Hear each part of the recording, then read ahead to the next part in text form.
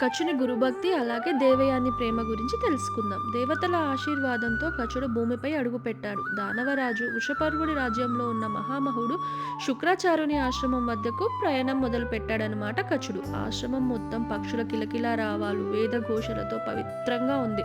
కచుడు ఆశ్రమానికి వెళ్ళి శుక్రాచార్యుడి ముందు నిలబడి, గురుదేవ, నేను ఒక విద్యార్థిని, సంజీవిని విద్య నేర్చుకుని దేవతలకు ఉపయోగపడాలనుకుంటున్నాను అని చెప్పాడు. శుక్రాచార్యుడు కచుడిని పరిశీలించి చిరునవ్వుతో అన్నాడు, నీవు బృహస్పతి మహర్షి కుమారుడివి, నీ భక్తి నాకు నచ్చింది, ఇక్కడే ఉండి విద్య నేర్చుకో అని చెప్పాడు. ఆ రోజు నుంచే కచుడు ఆశ్రమంలో శిష్యునిగా జీవనం ప్రారంభించాడు.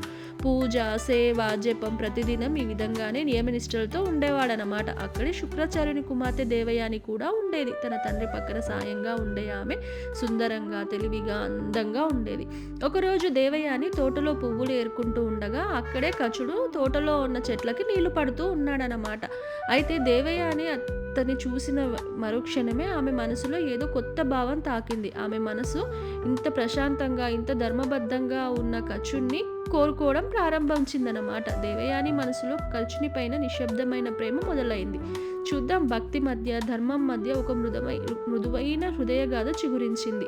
దేవయాని ప్రేమ కథ ఏ విధమైన మలుపులు తీసుకుంటుంది అన్నది మనం వచ్చే పాటలో చూసుకుందాము. Please subscribe my channel. Thank you for watching. Bye.